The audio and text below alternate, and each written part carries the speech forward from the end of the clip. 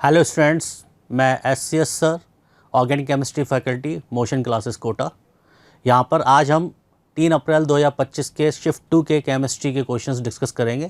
Chemistry में भी हम ऑर्गेनिक केमिस्ट्री के क्वेश्चंस क्या करेंगे, डिस्कस करेंगे।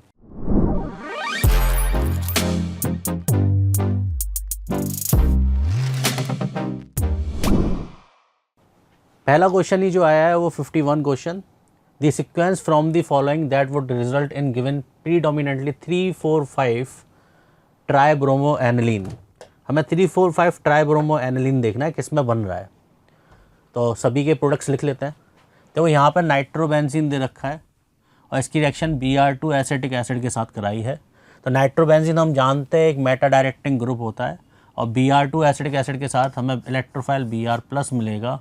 तो ये नाइट्रोबेंजीन के रेस्पेक्ट में मेटा पोजीशन पर Br आ जाएगा। फिर इसने SnHCl के साथ रिएक्शन करा रखा है। जब इसके साथ हम SnHCl के साथ रिएक्शन करेंगे तो रिडक्शन हो जाएगा और ये NO2 जो होगा वो NH2 में कन्वर्ट हो जाएगा।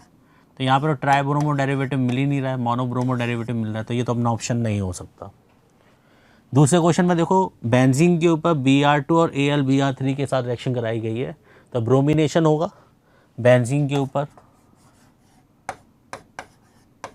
मोनोब्रोमो डेरिवेटिव मिलेगा। अब इसने NH3 के साथ रिएक्शन कराई है।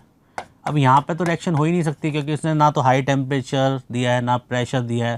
तो NH3 इसके ऊपर रिएक्शन कर ही नहीं सकता क्योंकि यहाँ पे तो डबल बॉन्ड कैरेक्टर होगा और हम जानते हैं कि डायरेक्टली सब्स्टिट्यूशन नहीं हो सकता। तो यहाँ पे कोई रिएक्शन पॉसिबल नहीं है। तीसरा ऑप्शन, यहाँ पे NO2 है, NH2 है और उसके साथ देखो Br2 के साथ एक्सेस दे रखा है।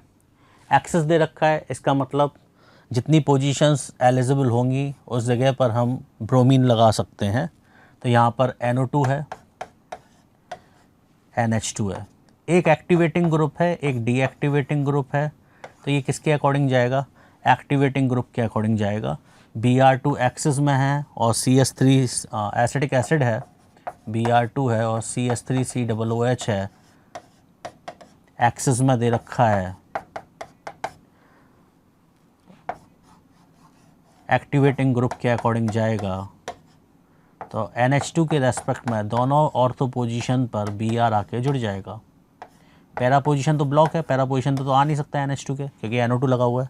तो दोनों ऑर्थो पोजीशन पे आके जुड़ जाएगा। इसके बाद इसने NaNO2HCl लिया है। NaNO2HCl क्या करेगा?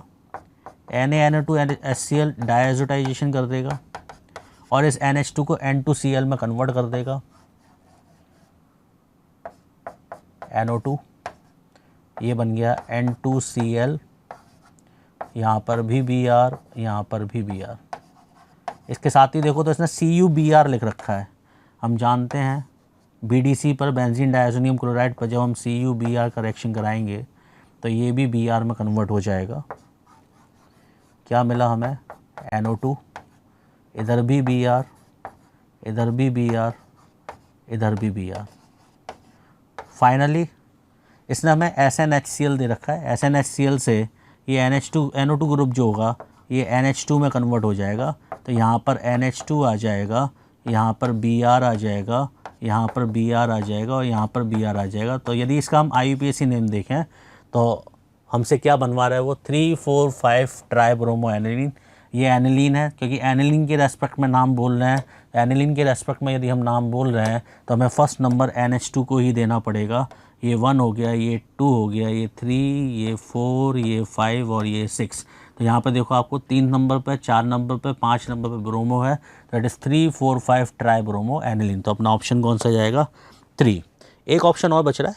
यदि एनिलीन के ऊपर हम ब्रोमीन वाटर की रिएक्शन कराते हैं, बहुत इंपॉर्टेंट रिएक्शन है। हम जानते हैं कि यदि हम एनिलीन के ऊपर ब्रोमीन वाटर लेते हैं तो हमें ट्राइब्रोमो डेरिवेटिव मिलता है।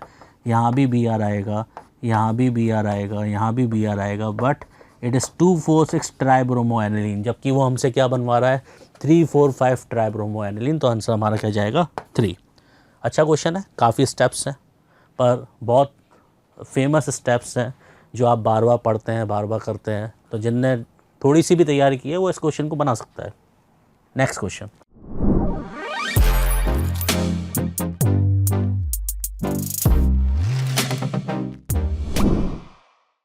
देखते हैं क्वेश्चन है identify the diamagnetic octahedral complex ion from below.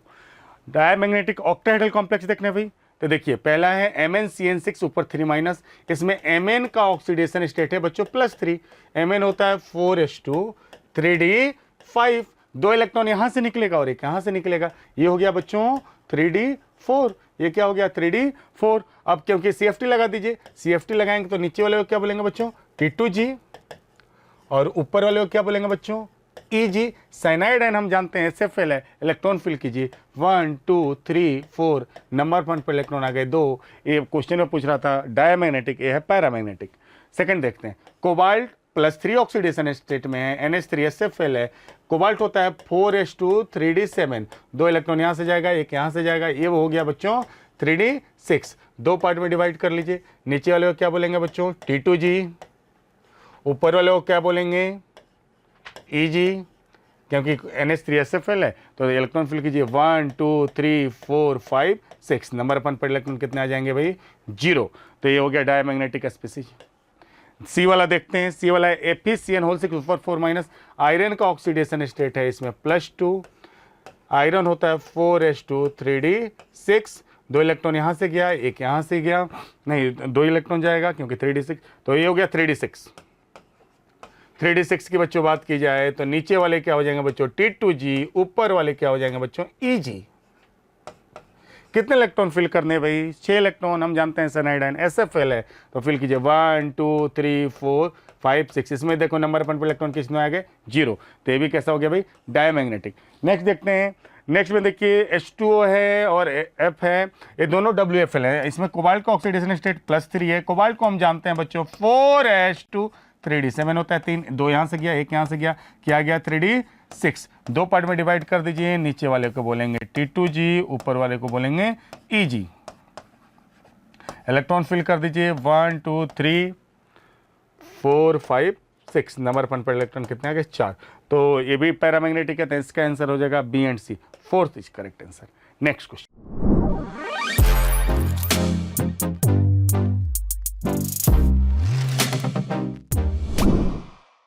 Question number 53, ये भी ऑर्गेनिक से था।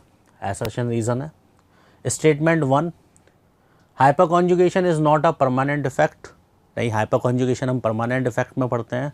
2 तरह के इलेक्ट्रॉन डिस्प्लेसमेंट इफेक्ट पढ़ते हैं, एक परमानेंट इफेक्ट और एक टेम्परेरी इफेक्ट। परमानेंट में inductive effect, resonance effect, mesomeric effect. Resonance और मीजोमेरिक तो एक ही बात है। हाइपर कॉन्जुगेशन ये सब परमानेंट में पढ़ते हैं, जबकि हम टेम्परेरी में पढ़ते हैं इलेक्ट्रोमेरिक इफेक्ट, वो टेम्परेरी इफेक्ट होता है। तो ये परमानेंट इफेक्ट है, तो ये स्टेटमेंट तो फॉल्स है, मीन्स इनकरेक्ट है।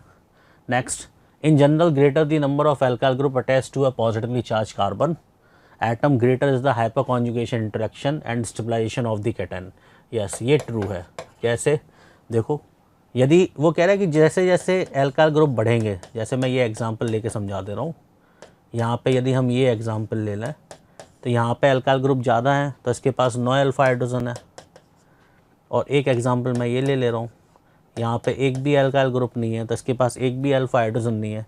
तो जैसे जैसे अल्काइल ग्रुप बढ़ते हैं वैसे वैसे हाइपर कॉन्जुगेशन के लिए अल्फा हाइड्रोजन बढ़ते हैं, जिससे कि हाइपर कॉन्जुगेशन इंटरेक्शन ज़्यादा होता है, और इस हाइपर कॉन्जुगेशन इंटरेक्शन की वजह से स्टेबिलिटी क्या होती है कार्बोकेटायन की, ज़्यादा होती है। तो आप जानते हैं कि जैसे जैसे अल्फा हाइड्रोजन बढ़ते हैं वैसे वैसे स्टेबिलिटी ऑफ कार्बोकेटायन क्या करती है, इंक्रीज़ करती है। इन दोनों में ये ज़्यादा स्टेबल होगा। तो ये स्टेटमेंट ट्रू है और ये फॉल्स है। इसका मतलब statement 1 is false but statement 2 is true. Answer is 3। Simple question था, GOC से था। नेक्स्ट,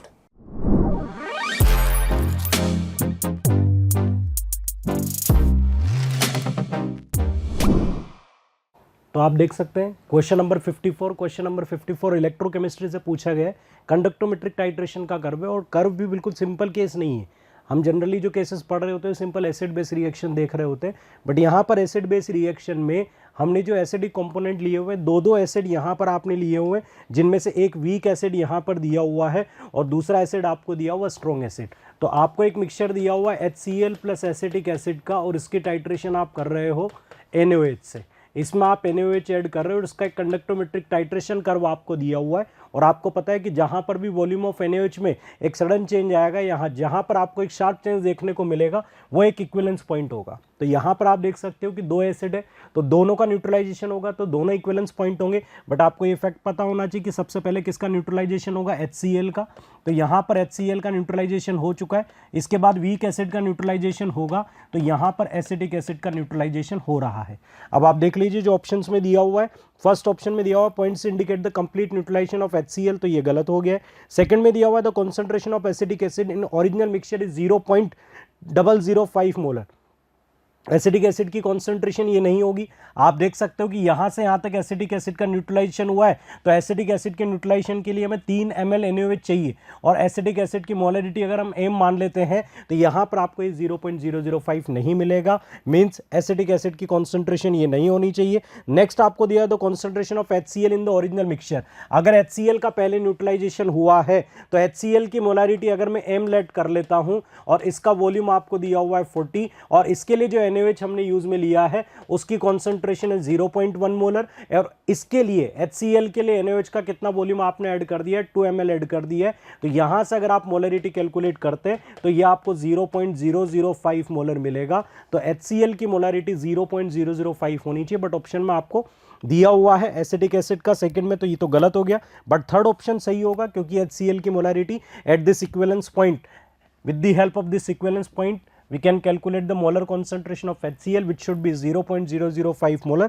and option 4 में दिया हुआ है CH3COOH is neutralized first followed by neutralization of HCl, जबकि ये गलत ऑर्डर लिखा हुआ है, पहले HCl का न्यूट्रलाइजेशन हुआ है which is followed by neutralization of acetic acid। so correct option in this question will be option 3।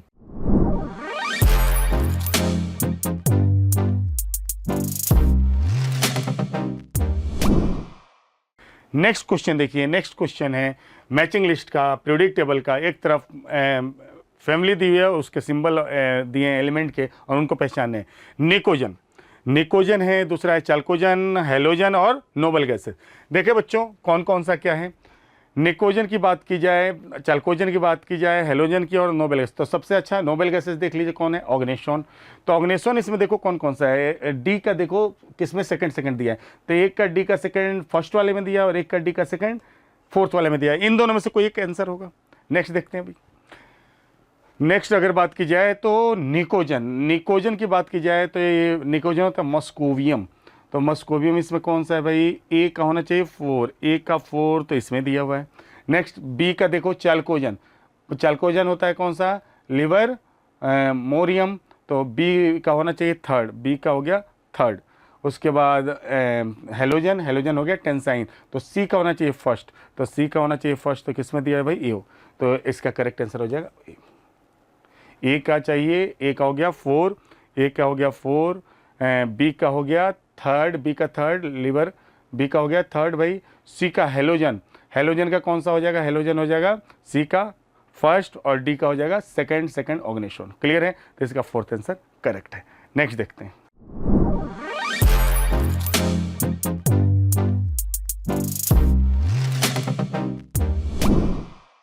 Question है कि given below are 2 statements. Statement first दिया हुआ है कि CrO3 is a stronger oxidising and than MO3, और next दिया है Cr6 is more stable then MO6। बच्चों ये पहला स्टेटमेंट बिल्कुल सही है, क्रोमियम CrO3 ये अच्छा ऑक्सीडाइजिंग एजेंट होता है एज कम्पेयर टू MO3।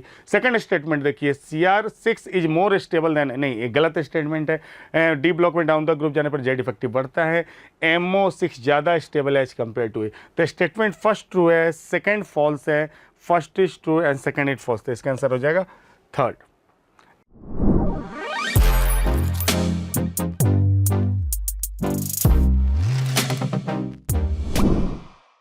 बहुत फेमस सेक्शन है।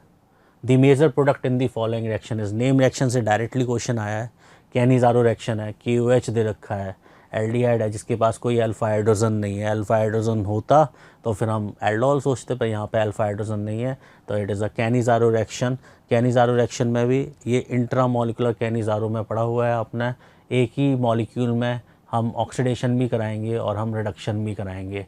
तो इसका ऑक्सीडेशन होगा क्योंकि इट इज़ मोर रिएक्टिव, और इसका रिडक्शन होगा तो हमें क्या मिलेगा, PHCH, कीटोन का रिडक्शन हुआ, और इसका ऑक्सीडेशन हुआ तो ये सॉल्ट बना लेगा और हमें ये बहुत फेमस रिएक्शन है कैनिज़ारो रिएक्शन, बहुत पॉपुलर एग्जांपल है।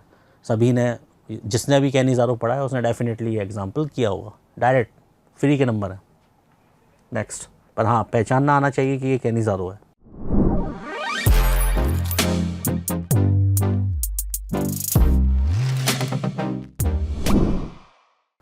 Now see the next question, question number 58 from physical chemistry. इसमें आप देख सकते हो mass of magnesium required to produce 220 ml of hydrogen. 220 ml of hydrogen at STP on reaction with excess of dilute HCl। तो HCl के साथ reaction हो रही है, वेरी इजी क्वेश्चन है। HCl के साथ रिएक्शन हो रही है मैग्नीशियम की, तो पहले आपको इक्वेशन पता होना चाहिए। Mg react with 2HCl, it gives you MgCl2 magnesium chloride बनेगा, और साथ में यहाँ पर आपको हाइड्रोजन गैस इवॉल्व होगी। हाइड्रोजन गैस का कितना वॉल्यूम यहाँ पर प्रोड्यूस हो रहा है? 220 ml यहाँ पर हाइड्रोजन गैस प्रोड्यूस हो रही है, और STP पर गैस का वॉल्यूम दिया हुआ है, और आपसे मैग्नीशियम का मास पूछा है कि कितना मैग्नीशियम यहाँ पर HCl में आपको रखना पड़ेगा। तो बेसिक स्टोइकियोमेट्री का क्वेश्चन है, HCl का वॉल्यूम दिया हुआ है तो इससे HCl का मोल कैलकुलेट कर लीजिए। तो वॉल्यूम से मोल कैलकुलेट करने के लिए इसे मोलर वॉल्यूम से डिवाइड कर लीजिए, और मोलर वॉल्यूम भी आपको ml में ही रखना है। तो ml वाले मोलर वॉल्यूम से डिवाइड करेंगे तो ये मोल बन जाएगा। और देखिए एज पर स्टोइकियोमेट्री जितना मोल H2 का होगा उतना ही मोल मैग्नीशियम का होना चाहिए। तो मैग्नीशियम के मोल हो जाएंगे 22400 मोल, इतना मोल मैग्नीशियम होगा। यहाँ से हम मैग्नीशियम का मास निकाल सकते हैं। तो मैग्नीशियम का मास निकालने के लिए इसके मोल को मल्टीप्लाई कर दीजिए इसके मोलर मास से। मैग्नीशियम का मोलर मास 24 होता है, इसे मल्टीप्लाई करोगे तो आपको रिजल्ट मिलेगा 235.7। आपको ये 235.7 जो रिजल्ट मिलेगा, 235.7 ये जो रिजल्ट आपको मिलेगा ये मिलीग्राम में मिलेगा। तो कई बार लोग जैसे ही 235.7 आता है और ऑप्शन 2 की ओर चले जाते हैं, बट ऑप्शन 2 में जो डेटा दिया हुआ है वो आपको ग्राम यूनिट में दिया हुआ है। तो फिर यहाँ से जो रिजल्ट आपको मिलेगा उसे अगर आप अप्रोक्सीमेट रिजल्ट में कन्वर्ट करेंगे तो ये मिलीग्राम में लगभग 236 होना चाहिए। ये मिलीग्राम में लगभग 236 होना चाहिए। तो ये मिलीग्राम में लगभग 236 होगा, जबकि यहाँ पर 235.7 जो एग्जैक्ट दिया हुआ है बट वो ग्राम में दिया हुआ है, इसलिए ऑप्शन 2 के साथ नहीं जाना है। चलिए आगे बढ़ते हैं नेक्स्ट क्वेश्चन की ओर।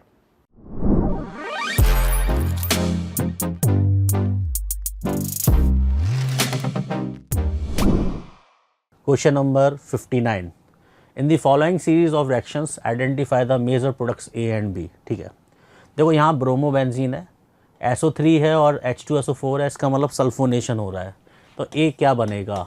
सर सल्फोनेशन है, ब्रोमीन है, हम जानते हैं ऑर्थो पैरा डायरेक्टिंग होता है, ये डीएक्टिवेटिंग ग्रुप है बट ऑर्थो पैरा डायरेक्टिंग है।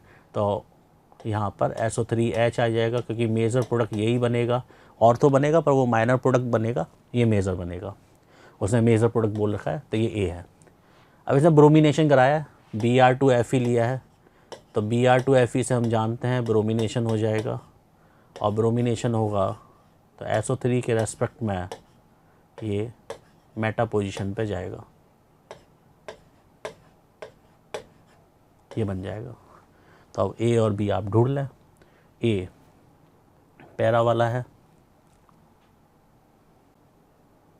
ये हो जाएगा पैरा, और B हमारा ये है, तो ऑप्शन 2 जाएगा।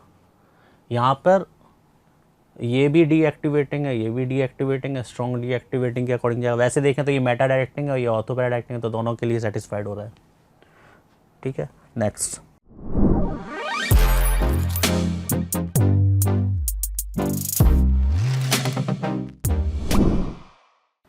Now see the next question. Question number 60. 10 ml of 2 molar NaOH solution is added to 20 ml of 1 molar HCl. तो NaOH solution को आप ऐड कर रहे हो HCl में। एक बार के लिए देख लेते हैं कि दोनों के मिलीमोल कितने हैं। NaOH का हमने 20 मिलीमोल लिया है और HCl का भी as per molarity into volume इसका भी आपने 20 मिलीमोल लिया है। दोनों आपस में रिएक्ट करेंगे तो हमें पता है कि NaCl बनेगा और NaCl के साथ यहाँ पर वाटर का फॉर्मेशन होगा। आगे क्वेश्चन में कहा गया है कि यहाँ पर जो NaCl बनेगा इस पर हमसे क्वेश्चन पूछे जा रहे हैं। तो हमें पता है कि दोनों के मिलीमोल बराबर है, दोनों कंप्लीटली कंज्यूम हो जाएंगे और यहाँ पर 20 मिलीमोल आपको मिल जाएगा NaCl का। NaCl NaCl का 20 मिलीमोल आपको मिल जाएगा। अब हम ऑप्शंस देखते हैं, बट उससे पहले क्वेश्चन को कंप्लीट रीड कर लेते हैं। 10 ml of this mixture is poured into volumetric flask of 100 ml। हमने एक फ्लास्क लिया हुआ है 100 ml का, इसमें हमने कुछ पानी भी मिलाया और कुछ हमने 10 ml इसका सॉल्यूशन भी मिक्स किया, और यहाँ पर इसके अंदर ऑलरेडी 2 मोल HCl का रखा हुआ है, यहाँ पर 2 मोल HCl का रखा हुआ है। अब हमसे कुछ क्वेश्चन पूछे जा रहे हैं। तो फर्स्ट क्वेश्चन में आपसे पूछा गया है कि जब हम इसका 10 ml इसमें मिक्स कर देंगे तो ओवरऑल सॉल्यूशन न्यूट्रल होगा। अरे तो भाई हमें पता है कि यहाँ पर सॉल्यूशन में, फाइनल सॉल्यूशन में NaCl है, तो NaCl का सॉल्यूशन तो न्यूट्रल होगा, बट इसका 10 ml आपने HCl सॉल्यूशन में डाल दिया, तो अब ये न्यूट्रल कैसे होगा? क्योंकि HCl का सॉल्यूशन होगा तो एसिडिक होगा, तो न्यूट्रल सॉल्यूशन तो नहीं हो सकता, तो ऑप्शन 1 तो इनकरेक्ट होगा। ऑप्शन 2 पर चलते हैं कि यहां पर फाइनल सॉल्यूशन में NaCl की मोलारिटी 0.2 मोलर होगी। तो चलिए ये भी निकाल लेते हैं। अगर आपको फाइनल सॉल्यूशन में NaCl की मोलारिटी चाहिए तो आपको फाइनल सॉल्यूशन में NaCl का मोल पता होना चाहिए। तो देख लीजिए 20 मिलीमोल NaCl है, बट क्या आपने 20 मिलीमोल NaCl पूरा इसमें डाल दिया? तो देखा जाए तो क्वेश्चन में कहा गया है कि आपने इस मिक्सचर का केवल 10 ml इसमें डाला है, आपने इस मिक्सचर का केवल 10 ml इसमें डाला है। तो देखा जाए तो इस मिक्सचर का टोटल वॉल्यूम था आपके पास 30 ml था। इनिशियल मिक्सचर जो था 30 ml था, मींस वी कैन से कि 30 ml में हमारे पास 20 मिलीमोल NaCl था, बट हमने इसका 10 ml यूज में लिया, तो 20 मिलीमोल आपको 30 ml में मिला है, और आप फर्दर यूज में ले रहे हो 10 ml, मींस आप NaCl के इतने ही मिलीमोल काम में ले रहे हो, NaCl के इतने ही मिलीमोल काम में ले रहे हो। 20 मिलीमोल जो है वो 30 ml में है, बट यहाँ पर HCl वाला जो कंटेनर है इसमें आपने 10 ml ही डाला है, मींस आपने NaCl का ये मिलीमोल यहाँ पर ऐड किया है, और फाइनल वॉल्यूम आपने कितना कर दिया है? जितना फ्लास्क का लेवल है। तो फ्लास्क का लेवल यहाँ पर दिया हुआ 100 ml, तो फाइनल वॉल्यूम आपने 100 ml किया है, और यहाँ से इसे सॉल्व करोगे तो ये आपको मिलेगा रिजल्ट 20/3 जो कि 6.67, तो ये 0.0667 ऐसा कुछ रिजल्ट आपको मिलेगा, जो कि ऑप्शन 2 से कहीं तक मैच नहीं होता, तो ऑप्शन 2 भी यहां पर इनकरेक्ट होगा। ऑप्शन सी को चेक कर लेते हैं, 20 मोलर HCl सॉल्यूशन। तो HCl की मोलारिटी चेक करने के लिए HCl का मोल पता होना चाहिए, जैसा कि क्वेश्चन में कहा गया है कि आपने HCl कितना लिया हुआ है? 2 मोल, और फ्लास्क में कितना वॉल्यूम है? 100 ml। 100 ml का फ्लास्क है तो 100 ml ही कंटेंट होगा, तो वॉल्यूम 100 हो जाएगा, मोल वॉल्यूम, और इसे लीटर में कन्वर्ट करने के लिए 1000 लगा दीजिए, तो इसे सॉल्व करेंगे तो ये 20 मोलर आपको मिलेगा। मीन्स HCl की मोलारिटी 20 होनी चाहिए, तो ऑप्शन 3 जो है वो करेक्ट होना चाहिए। 4 भी चेक कर लेते हैं, 10 मोलर HCl। अरे भाई जब ऑप्शन 3 सही हुआ तो 4 कैसे सही हो सकता है? तो ऑप्शन 4 यहाँ पर इनकरेक्ट होगा। तो ये एक सिंपल क्वेश्चन था, यहाँ पर यूनिट्स को लेकर के थोड़ा केयरफुली अटेम्प्ट करें सारी यूनिट को। कई जगह पर यहाँ पर मोल था, वॉल्यूम ml में था, तो फिर मोलरिटी आपको सही से निकालनी है। यहाँ पर दोनों डेटा, ये आपके पास मिली मोल में आ रहा है और ये ml में आ रहा है, तो फिर यहाँ पर यूनिट का कोई लफड़ा नहीं था। चलिए आगे बढ़ते हैं नेक्स्ट क्वेश्चन की ओर।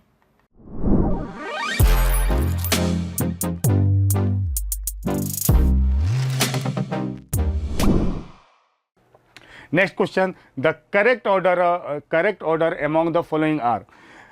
पीरियोडिक टेबल, आप बोल सकते हैं boron frame question periodic table से रिलेटेड है। एटॉमिक रेडियस दिया है, boron, aluminium, gallium, indium, thallium. नहीं भाई, एल्युमिनियम और गैलियम में ट्रांजिशन कॉन्ट्रैक्शन, एल्युमिनियम की साइज बड़ी होती है। पहला स्टेटमेंट गलत है। दूसरा, ईएन में देखिए, ईएन की वैल्यू, ये डाटा बेस्ड है थोड़ा, बोरोन, उसके बाद आता है थैलियम, उसके बाद इंडियम, उसके बाद गैलियम, उसके बाद एल्युमिनियम, ये वाला बिल्कुल सही है। डेंसिटी का ऑर्डर उल्टा दिया है, सबसे ज़्यादा होता है थैलियम, उसके बाद इंडियम, उसके बाद गैलियम, एल्युमिनियम, तो ये भी गलत है। नेक्स्ट देखते हैं फर्स्ट आईपी अगर बात की जाए तो देखो, एल्युमिनियम और गैलियम में एल्युमिनियम की साइज बड़ी है, इसकी आईपी कम है, और गैलियम की ज़्यादा है। सबसे ज़्यादा होता है बोरोन, उसके बाद होता है थैलियम, गैलियम, एल्युमिनियम और इंडियम। तो इसका आंसर, ये भी स्टेटमेंट सही है, तो इसका आंसर हो जाएगा कौन कौन सा भाई? बी एंड डी देखिए किसमें है, B and D. B EN वाला ऑर्डर सही है और आईपी वाला ऑर्डर सही है।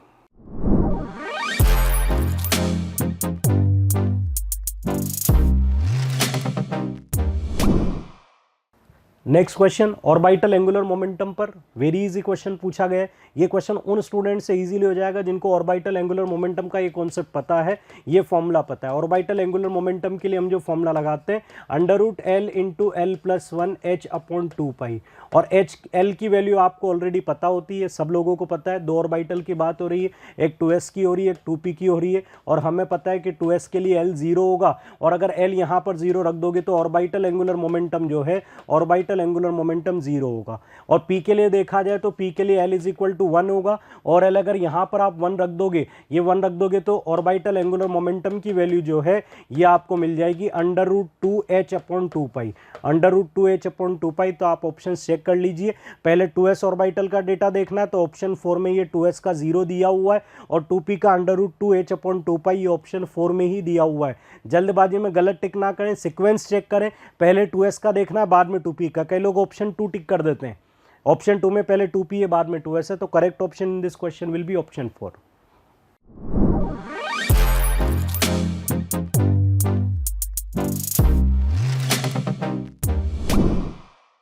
Now see the next question. RNS equation से मींस केमिकल काइनेटिक्स से एक थ्योरेटिकल क्वेश्चन पूछा गया है। इंटरेस्टिंग क्वेश्चन है। कई लोग ऐसे क्वेश्चन में जल्दी कंफ्यूज हो जाते हैं क्योंकि थ्योरी को उतना क्लियरली वो लोग नहीं पढ़ते हैं। फॉर्मूला बेस्ड क्वेश्चन आरएनएस के सारे हो जाते हैं, K = A × e⁻ बट इस तरह के क्वेश्चन कई लोगों को परेशान कर देते हैं। तो देखिए यहाँ पर आपको करेक्ट स्टेटमेंट आइडेंटिफाई करना है, और following statement related to temperature dependence of rate constant. तो K और T के रिलेशन पर ये सारे क्वेश्चन है। हम जानते हैं कि K की T पर डिपेंडेंस A × e⁻ होता है। तो देखते हैं ऑप्शन ए में आपको दिया हुआ है the Arrhenius equation holds true only for an elementary homogeneous reaction. देखो स्टेटमेंट काफी हद तक सही है, बट यहां पर बोला गया है कि ये केवल और एलिमेंट्री होमोजीनियस पर ही वैलिड है, तो ये स्टेटमेंट जो है वो गलत होगा। हाँ, ये ज़्यादा एक्यूरेट होती है आरएनएस इक्वेशन एलिमेंट्री होमोजीनियस के लिए, बट कॉम्प्लेक्स रिएक्शन पर भी आप आरएनएस इक्वेशन या एक ओवरऑल रेट कांस्टेंट की बात वहां पर भी करते हो। तो ये जो स्टेटमेंट होगा वो तो इनकरेक्ट हो गया। नेक्स्ट दिया हुआ the unit of A is same as that of K in Arrhenius equation. तो यहां पर के और ए की यूनिट आप सेम लेते हो, ई और टी आर की यूनिट आपस में बैलेंस हो जाती है, तो ये हमें पता है कि के और ए की यूनिट सेम होगी, तो बी यहां पर सही स्टेटमेंट होगा। नेक्स्ट दिया हुआ at a given temperature a low activation energy means a fast reaction.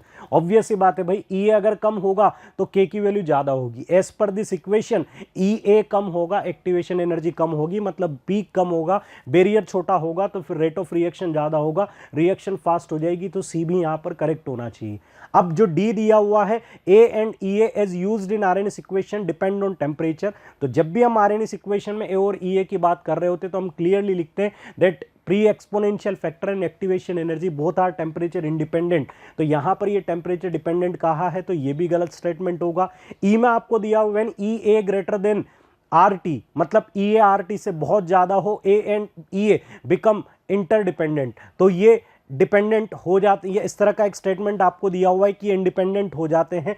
तो यहां पर आप देखिए एक दूसरे पर इनकी डिपेंडेंसी खत्म हो जाती है। अगर यहां पर रिजल्ट देखा जाए तो टेम्परेचर अगर बहुत ज़्यादा होगा, टेम्परेचर बहुत ज़्यादा होगा तो फिर 1/EA/RT इसकी वैल्यू, टेम्परेचर ज़्यादा नहीं है, स्टेटमेंट एक बार फिर से देखते हैं, EA/RT से बहुत ज़्यादा है। अगर EA/RT से बहुत ज़्यादा होगा तो इसकी वैल्यू आपको बहुत ज़्यादा मिलेगी, और ओवरऑल 1/EA/RT की वैल्यू आपको बहुत कम मिलेगी। मतलब ये इतना कम मिलेगा कि जो K है वो आपको ऑलमोस्ट जीरो के टेंड मिलेगा, जीरो की ओर मिलेगा। मींस यहां पर ए और ई ए की डिपेंडेंसी खत्म हो जाती है। तो यहां पर इन्होंने कहा है कि इंटरडिपेंडेंट है, जबकि डिपेंडेंट नहीं रह जाते हैं। तो यहां पर ई स्टेटमेंट जो है ये भी इनकरेक्ट होना चाहिए। तो करेक्ट ऑप्शन यहां पर बी और सी होंगे। Option 1 will be correct in this question.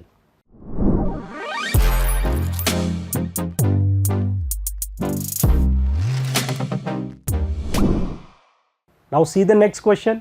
Volumetric analysis पर एक क्वेश्चन है, टाइट्रेशन पर क्वेश्चन है, प्राइमरी स्टैंडर्ड सेकेंडरी स्टैंडर्ड अगर हमें पढ़े हों तो फिर ये क्वेश्चन परेशान नहीं करता है। तो यहाँ पर primary standards in titrimetric analysis आपको ये बताने। तो प्राइमरी स्टैंडर्ड्स वो होते हैं जो यहाँ पर ये बोला है which should not be used as primary standard, जो प्राइमरी स्टैंडर्ड की फॉर्म में यूज में नहीं लिए जा सकते। तो ये वही कंपाउंड होते हैं जो एटमॉस्फेरिक गैसेस से या CO2 से या H2O से या फिर एयर में किसी तरह की रिएक्शन करते हैं, वो प्राइमरी स्टैंडर्ड की फॉर्म में काम में नहीं लिए जा सकते। तो यहाँ पर कौन कौन रिएक्शन कर सकता है वो हमें आइडेंटिफाई करना है। एक तो सोडियम डाइक्रोमेट Na2Cr2O7, ये CO2 से रिएक्ट करके सोडियम कार्बोनेट बना सकता है। NaOH भी सोडियम कार्बोनेट बना सकता है, तो इसे भी बाहर करना पड़ेगा। और FeSO4 जो है ये भी फेरिक सल्फेट में ऑक्सीडाइज हो जाता है। तो ये किसी न किसी तरह की केमिकल रिएक्शन करेंगे एटमॉस्फेयर में। तो जो केमिकल या इजीली कॉन्टामिनेट हो जाते हैं वो प्राइमरी स्टैंडर्ड की फॉर्म में काम में नहीं लिए जा सकते। तो यहां पर जिन्हें यूज में नहीं लिया जा सकता वो ACD होंगे, जो कि आपको ऑप्शन 1 में दिया गया है।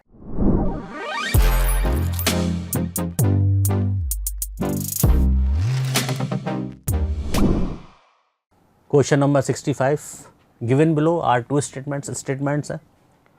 वेट क्लोथ कॉटन क्लोथ्स की बात कर रहा है।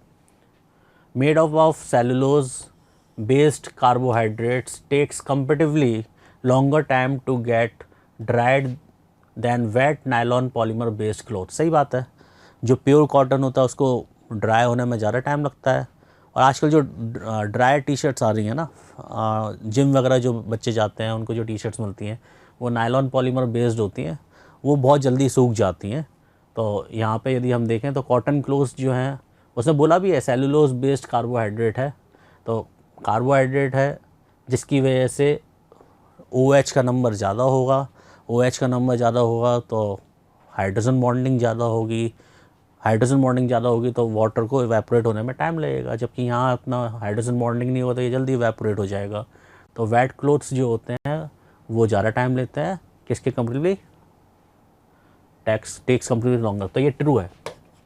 दूसरा statement, intermolecular hydrogen bonding with water molecule is more in nylon based clothes. नहीं, मोर नहीं होगा, नायलॉन बेस्ड में कम होगा, कॉटन क्लोथ्स में ज़्यादा होगा। तो ये रॉन्ग है, तो ये फॉल्स स्टेटमेंट है। तो पहला ट्रू है, करेक्ट है, और दूसरा फॉल्स है। इसका मतलब सेकंड है, first true and second false. General question है, ध्यान से पढ़ लेंगे तो समझ में आ जाएगा। जहाँ पर क्योंकि कार्बोहाइड्रेट्स है ना, कार्बोहाइड्रेट्स में OH मॉलिक्यूल्स ज़्यादा, OH ग्रुप्स ज़्यादा होते हैं, जिसकी वजह से हाइड्रोजन बॉन्डिंग ज़्यादा हो जाएगी। Next,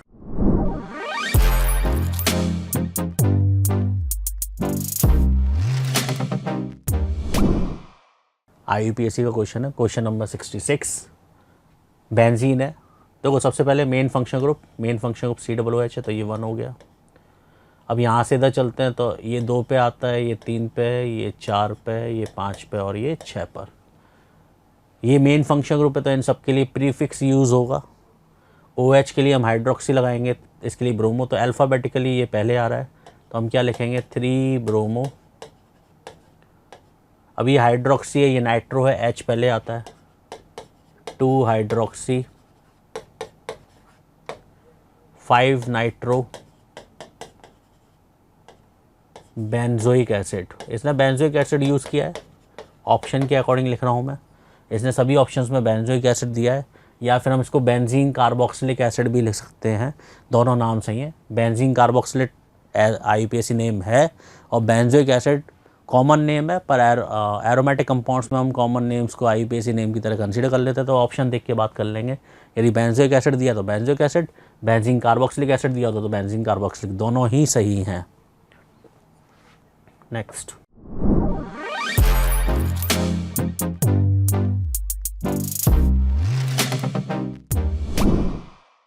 now see the next question which is very interesting. इस क्वेश्चन में दिया हुआ है when a system containing ice in equilibrium with water. तो अगर आपने केमिकल इक्विलिब्रियम, फेज इक्विलिब्रियम की थ्योरी ठीक से पढ़ी है तो ये क्वेश्चन आपके लिए बिल्कुल भी टिपिकल नहीं होगा। कई बार छोटी क्लासेस में भी ये फैक्ट बताया जाता है। स्टेटमेंट 1 में दिया हुआ है when a system containing ice in equilibrium with water, यानी कि लिक्विड और सॉलिड इक्विलिब्रियम में is heated, heat is absorbed by the system and there is no change in the temperature of the system until whole ice gets melted. तो ये तो बिल्कुल fact हमें पता है कि जब तक आइस पूरी तरह से मेल्ट नहीं हो जाती तब तक टेम्परेचर में कोई चेंज नहीं होता है, बिकॉज इस दौरान जो आप हीट सप्लाई करते हो वो लेटेंट हीट ऑफ फ्यूजन में यूटिलाइज होती है। और ये लेटेंट हीट ऑफ फ्यूजन जो उनके इंटरमोलिकुलर फोर्सेज होते हैं सॉलिड फेज में, उन्हें ओवरकम करने में यूटिलाइज हो जाती है। और इस दौरान आपको देखने को मिलता है कि टेम्परेचर में कोई चेंज नहीं, मतलब काइनेटिक एनर्जी में यहाँ पर आपको कोई चेंज नहीं मिलता है। तो स्टेटमेंट 2 में आप देखिएगा, जो स्टेटमेंट आपने सुना है वही आपको यहाँ मिलेगा। At melting point of ice, there is absorption of heat in order to overcome intermolecular force of attraction within the molecules of water and ice, and kinetic energy of molecule is not increased at melting point। तो बिल्कुल सही explanation है। तो statement 1 भी सही है, statement 2 भी सही है। तो अगर आपने ये फेज इक्विलिब्रियम पढ़ा है तो दोनों स्टेटमेंट सही होंगे, जो कि आपको ऑप्शन 4 में दिया हुआ है। Then option 4 will be correct in this question.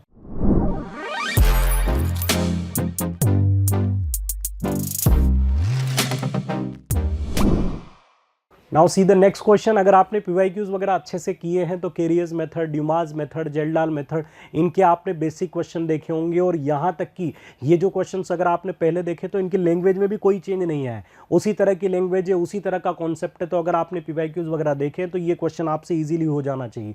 और ऐसा एक शिफ्ट में नहीं, आपको ऐसा क्वेश्चन और भी शिफ्ट में देखने को मिलेगा, और भी टेस्ट डेट पर यही क्वेश्चन पूछा गया है, डेटा हो सकता है अलग हो। तो यहाँ पर दिया हुआ in Dumas method for estimation of nitrogen, तो हम जानते हैं कि ड्यूमास मेथड से हम किसी ऑर्गेनिक कंपाउंड में नाइट्रोजन का परसेंटेज एस्टिमेट करते हैं। और ऑर्गेनिक कंपाउंड आपको दिया हुआ है 0.4 gram give 60 ml of nitrogen collected at 300 kelvin. तो हमने नाइट्रोजन गैस को कलेक्ट किया है, नाइट्रोजन गैस को कलेक्ट किया है किस वॉल्यूम पर, 60 ml पर। 60 ml के साथ साथ किस टेम्परेचर पर, 300 केल्विन यहाँ पर टेम्परेचर दिया हुआ है।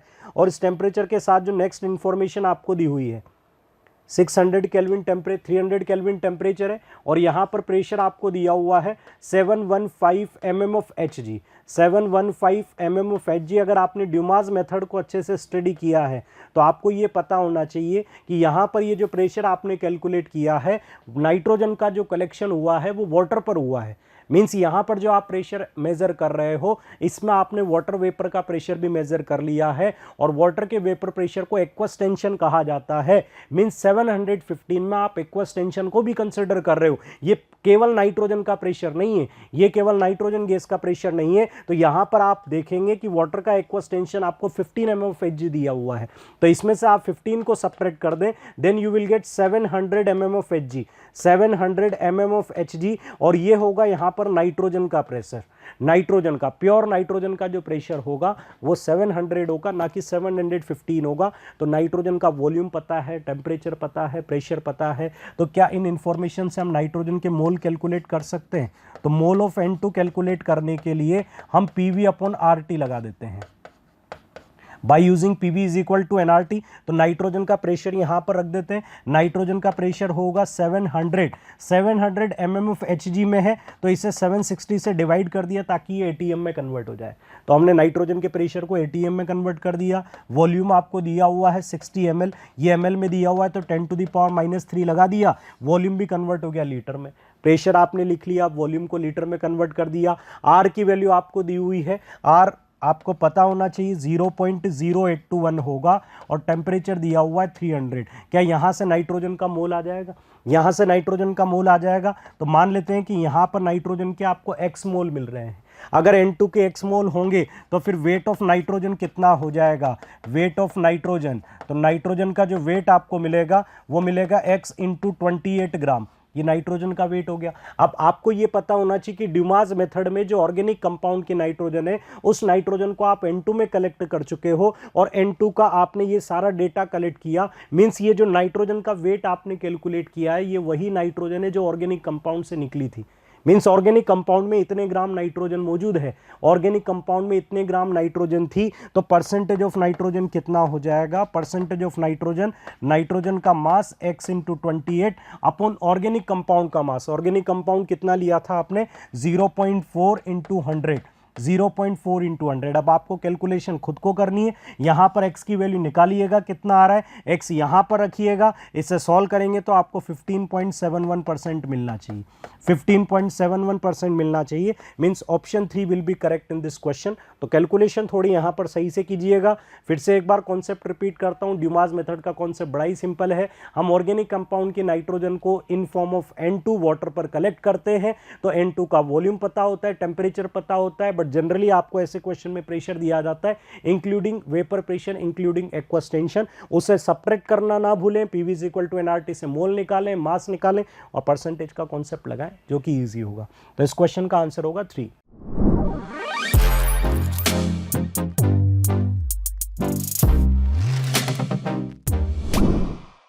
Fat soluble vitamins are. तो दो तरह के विटामिन्स पढ़ते हैं हम, एक फैट सॉल्युबल और एक वाटर सॉल्युबल। तो vitamin A, D, E, K जो होते हैं, vitamin A, D, E, K, ये सभी विटामिन्स फैट सॉल्युबल विटामिन्स होते हैं। और उसने हमसे फैट सॉल्युबल पूछा, तो इसमें से देख लो कौन कौन से विटामिन्स हैं। B वाटर सॉल्युबल होता है, C वाटर सॉल्युबल होता है, E एक तो ये है, ये भी B का ही है, और एक K तो ये दो विटामिन जो हैं ये फैट सॉल्युबल हैं, तो विटामिन ई और के मतलब सी और ई ऑप्शन, सी और ई ऑप्शन, तो ये विटामिन जो है ये फैट सॉल्युबल विटामिन है। तो इस तरह से 3 तारीख को आए हुए जितने भी क्वेश्चंस थे सेकंड शिफ्ट के ऑर्गेनिक केमिस्ट्री के, वो सभी डिस्कस हो चुके हैं। जो बच्चे क्वालिफाई कर रहे हैं वो IIT के लिए तैयारी करें। All the best.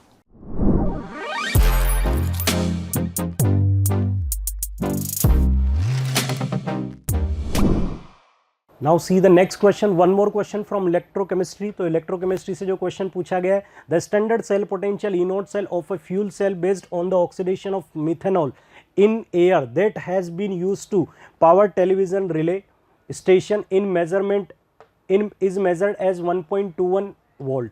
The standard half cell reduction potential of O2 is 1.229 volt. तो सबसे पहले आपको सेल पोटेंशियल दिया हुआ है और ये सेल पोटेंशियल एक फ्यूल सेल का है और इस फ्यूल सेल में क्या हो रहा है, ऑक्सीडेशन हो रहा है मिथेनॉल का, मीन्स CH3OH का ऑक्सीडेशन हो रहा है, O2 के साथ इसकी रिएक्शन हो रही है। ऐसा एक फ्यूल सेल आपको दिया हुआ है, ऐसा एक फ्यूल सेल आपको दिया हुआ है और इस सेल का cell potential E naught cell भी आपको दिया हुआ है।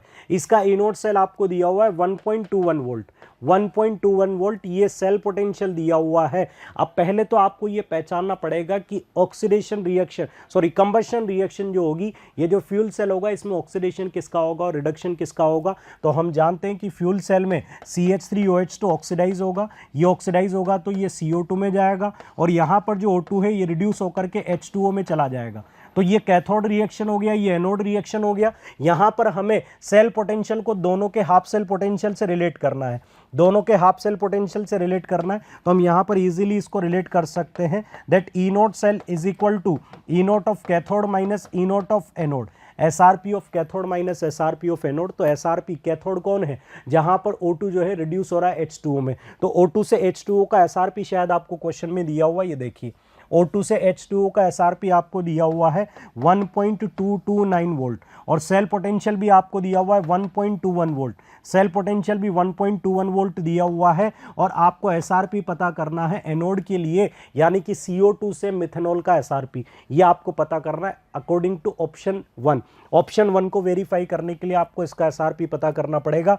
तो इसे सॉल्व करें तो E naught A is equal to आपको मिलेगा 1.229 माइनस 1.21, इसे फर्दर आप सॉल्व करेंगे तो ये 0.019 वोल्ट मिलेगा, जिसे आप 19 मिली वोल्ट बोल सकते हो, 19 मिली वोल्ट बोल सकते हो। तो देखा जाए तो ऑप्शन 1 ही मैच कर गया है, तो ऑप्शन 1 सही होना चाहिए, बाकी भी आप चेक कर सकते हो। Oxygen is formed at anode, देखो ऑक्सीजन तो यहाँ पर यूटिलाइज हो रही है, ऑक्सीजन बन नहीं रही, यहाँ पर प्रोड्यूस तो कौन हो रहे हैं, CO2 और H2। और देखा जाए तो एनोड पर कौन सी रिएक्शन हो रही है, oxidation.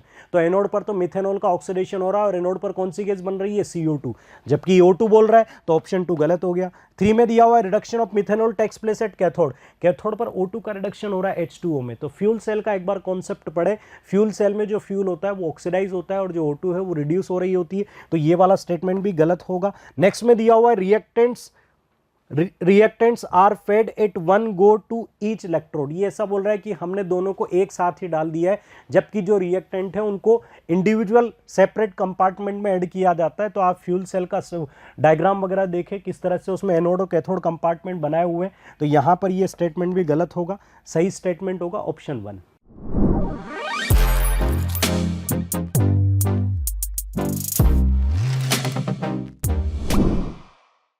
Now see the next question 71 thermodynamics का क्वेश्चन है, बट वेरी इजी क्वेश्चन है। आपने इस तरह के क्वेश्चन क्लास में किए हुए हैं, आपको बताया गया होगा कि प्रेशर वॉल्यूम कर्व दिया जाए तो आपको प्रोसेस आइडेंटिफाई करने होते हैं, और अगर आप सही प्रोसेस आइडेंटिफाई कर पाओगे तो आप इजीली वर्क कैलकुलेट कर सकते हो।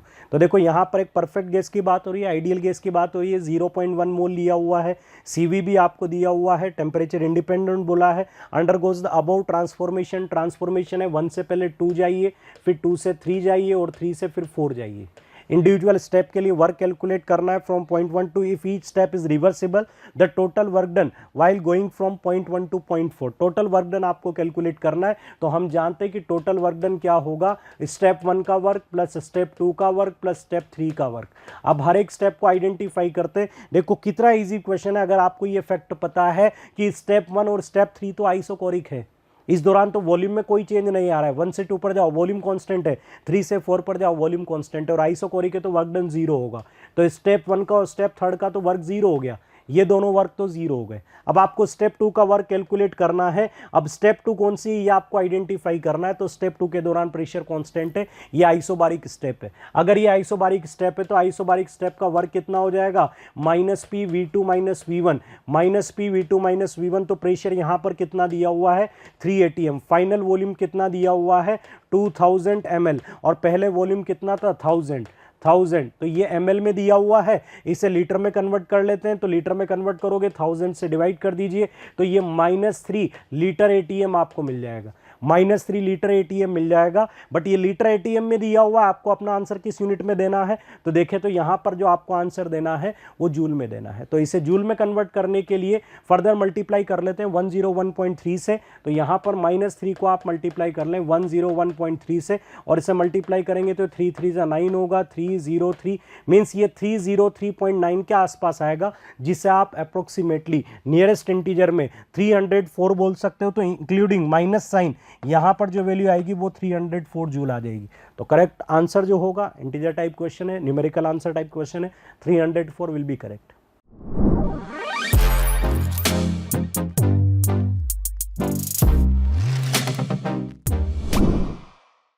Now see the next question. यहां पर कहा गया है कि नाइट्रोबेंजीन, ये भी स्टोइकोमेट्री का क्वेश्चन है, बट थोड़ा बहुत ऑर्गेनिक वगैरह के कंपाउंड यहां पर रख करके क्वेश्चन को थोड़ा सा इंटरेस्टिंग कर दिया है। तो देखिए यहां पर आपको दिया हुआ है x ग्राम आपने नाइट्रोबेंजीन लिया हुआ है, और नाइट्रेशन पर ये 4.2 gram of meta di nitrobenzene बनाता है। तो सबसे पहले आप इसकी इक्वेशन देखिएगा, और इसकी इक्वेशन लिखेंगे तो आप ये पाएंगे कि ये दोनों सेम स्टोइकोमेट्री पर होते हैं। मीन्स जितना मोल इसका खत्म होता है उतना ही मोल इसका बनता है। दोनों का मोल बराबर रिएक्ट करता है, दोनों का मोल बराबर होता है। इसका मतलब दोनों के मोल बराबर होंगे तो x ग्राम का मोल तो कितना हो जाएगा, x अपॉन मोलिकुलर वेट। तो सबसे पहले नाइट्रोबेंजीन का मोलिकुलर वेट कितना होता है, नाइट्रोबेंजीन का मोलिकुलर वेट होता है 123 इज इक्वल टू 4.2 ग्राम उसका मास है, और उसका मोलिकुलर वेट होता है 168। तो दोनों की स्टोइकोमेट्री, बट इसके लिए आपको इक्वेशन एक बार वेरीफाई करनी पड़ेगी। तो इसकी इक्वेशन आपको यही मिलेगी। इक्वेशन के अकॉर्डिंग दोनों के स्टोइकोमेट्री कोफिशिएंट सेम होंगे, तो दोनों के मोल सेम होंगे, और दोनों के मोल सेम होंगे तो यहाँ से x की वैल्यू आप कैलकुलेट करोगे, x की वैल्यू कैलकुलेट करोगे 3.075 ग्राम होगा, जिसे नियरेस्ट इंटीजर में आप 3 ग्राम लिख सकते हो। तो इस क्वेश्चन में करेक्ट आंसर होगा 3।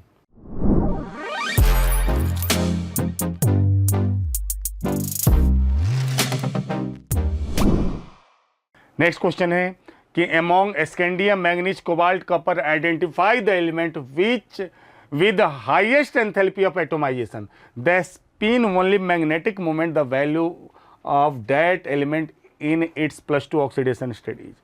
बच्चों स्कैंडियम, मैग्नीज, कोबाल्ट और कॉपर में सबसे एंथैल्पी ऑफ एटोमाइजेशन होता है कोबाल्ट का। बोल रहा है +2 ऑक्सीडेशन स्टेट में उसमें स्पिन मैग्नेटिक मोमेंट निकालिए, तो होता है 4s2। बात की जाए तो ये क्या होगा, ये होगा 4s2 3d7, 2 यहां से गया 3d7 आ गया। देखिए नंबर 1 पर इलेक्ट्रॉन कितने आ रहे हैं, 1 2 3 4 5 6 7। नंबर 1 पर इलेक्ट्रॉन कितने आ गए, 3। स्पिन मैग्नेटिक मोमेंट निकालिए, 3 + 3 + 2 म्यू आ गया, रूट अंडर 15। म्यू की वैल्यू आ जाएगी 3.8 bm। क्वेश्चन में बोला नियरेस्ट इंटीजर लेने के लिए, तो 3.8 को हम ले सकते हैं 4। तो इसका आंसर आ जाएगा बच्चों 4। इसका करेक्ट आंसर क्या आ जाएगा, 4। क्लियर, चलिए ठीक।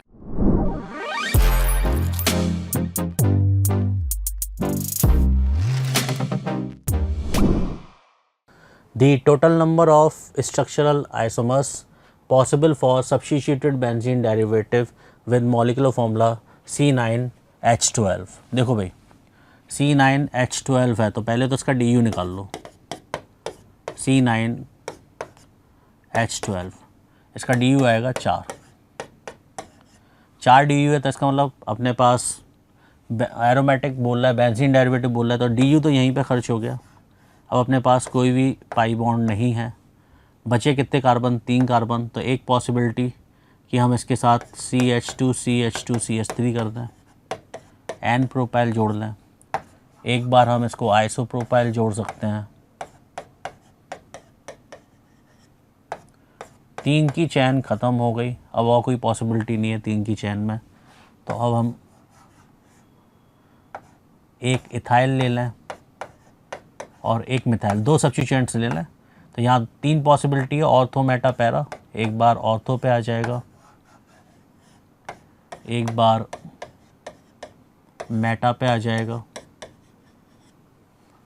एक बार पैरा पे आ जाएगा, और कोई पॉसिबिलिटी अब इथाइल के रहते हुए नहीं है। अब हम इसको 3 सब्स्टिट्यूएंट्स में ले सकते हैं, 3 मिथाइल ले सकते हैं। तो 3 मिथाइल में 3 पॉसिबिलिटी है, या तो 1 2 3 पोजीशन ले लो,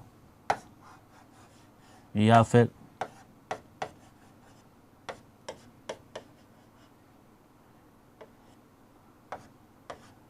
1 2 4 पोजीशन ले लो, या फिर 1 3 5 पोजीशन ले लो।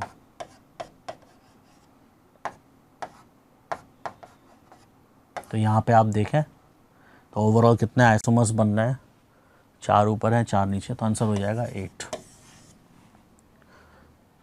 तो आइसोमर्स में ऐसे क्वेश्चंस की बहुत प्रैक्टिस कराई जाती है। यदि प्रैक्टिस की है तो ये आसान क्वेश्चन है, क्योंकि इसमें स्टीरियो उसने इंक्लूड नहीं किया है, तो इसलिए आसान रह जाता है।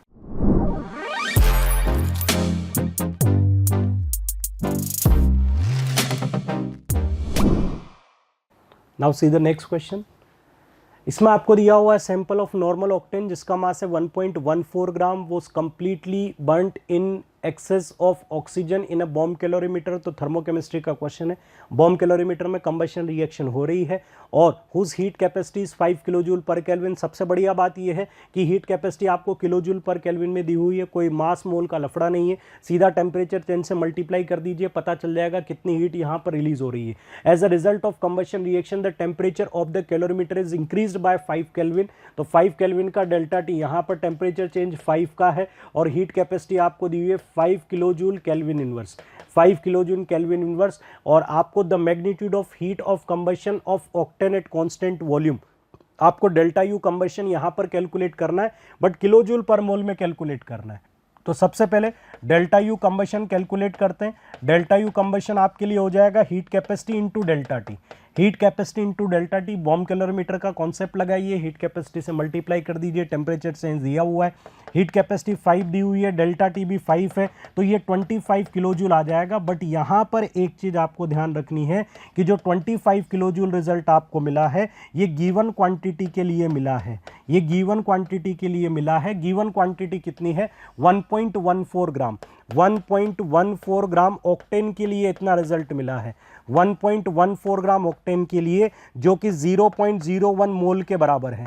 मीन्स 0.01 मोल पर आपको 25 किलोजूल एनर्जी यहां पर मिलती है। तो फिर पर मोल के लिए कितनी एनर्जी मिलेगी? तो डेल्टा यू कंबशन अगर कैलकुलेट किया जाए पर मोल, अगर 1 मोल के लिए कैलकुलेट करना चाहते हो तो 25 को सब्सटेंस के गिवन मोल से डिवाइड करना पड़ेगा, तो ये आपको मिल जाएगा 2500 किलोजूल पर मोल। पर मोल के लिए 2500 किलोजूल पर मोल। तो इस क्वेश्चन का आंसर होना चाहिए 2500। तो ये फिजिकल केमिस्ट्री का पार्ट था, बाकी भी आपने देखे होंगे। तो आई होप ये सारे सॉल्यूशन आपके लिए हेल्पफुल होंगे। इन क्वेश्चंस को अच्छे से देखिए, इस तरह के और भी क्वेश्चंस बनाइए, क्योंकि जेई में ज़्यादातर जो क्वेश्चंस पूछे जा रहे हैं वो ऑलमोस्ट सेम टाइप के क्वेश्चंस होते हैं, सेम ही पैटर्न के क्वेश्चन होते हैं। So thank you everyone.